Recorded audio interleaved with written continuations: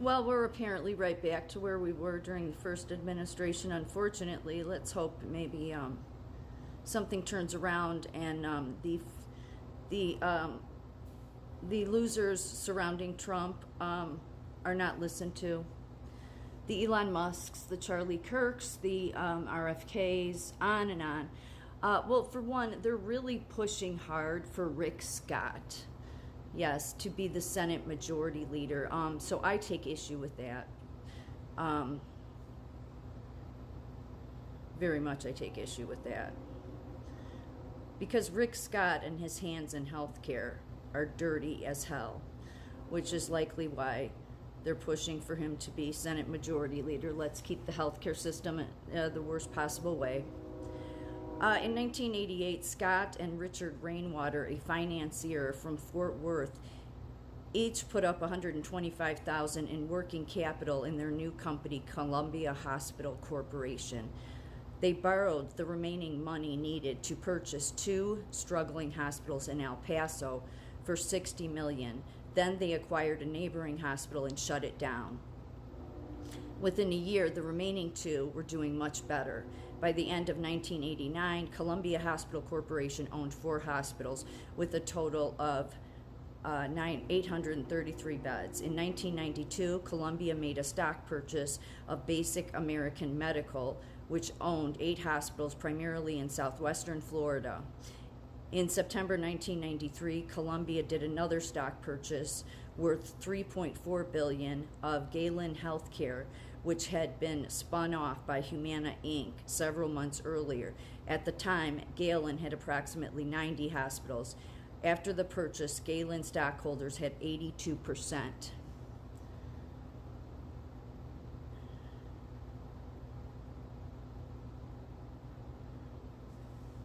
At the time, Galen had approximately 90 hospitals.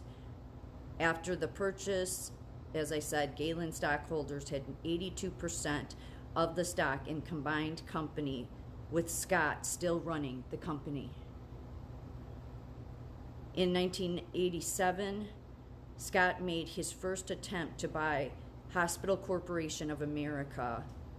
While still a partner at Johnson & Swanson, Scott formed the HCA Acquisition Company with 2 former executives of Republican Health Corporation, Charles Miller and Richard Ragsdale. With financing from Citicorp conditional on acquisitions of HCA, the proposed holding company offered $3.85 billion for 80 million shares at $47 each, intending to assume an additional $1.2 billion in debt for a total $5 billion debt after HCA declined the offer.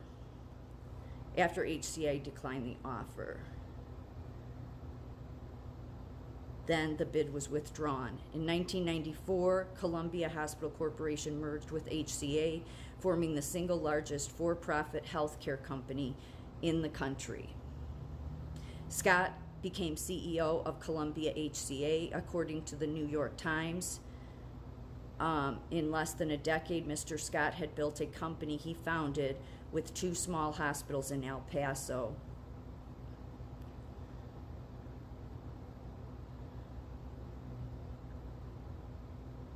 Into the world's largest healthcare company, a $20 billion giant with about 350 hospitals, 550 home health care offices, and scores of other medical businesses in 38 states.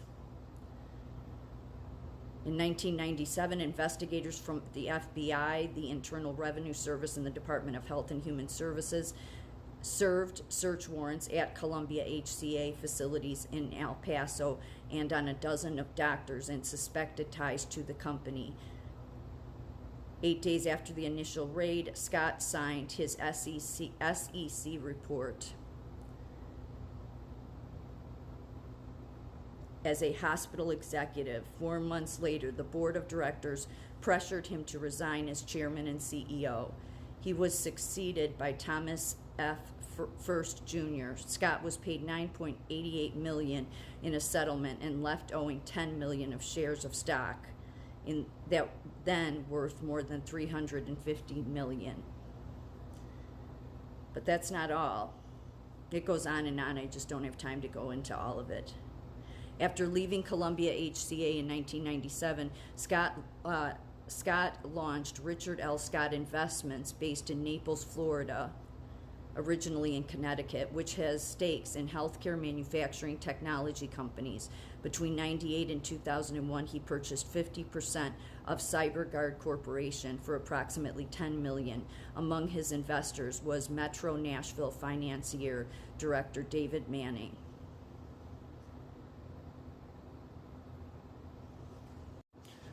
Also in 1997, Columbia and HCA Healthcare purchased a controlling interest in America's Health Network, the first 24-hour healthcare cable channel.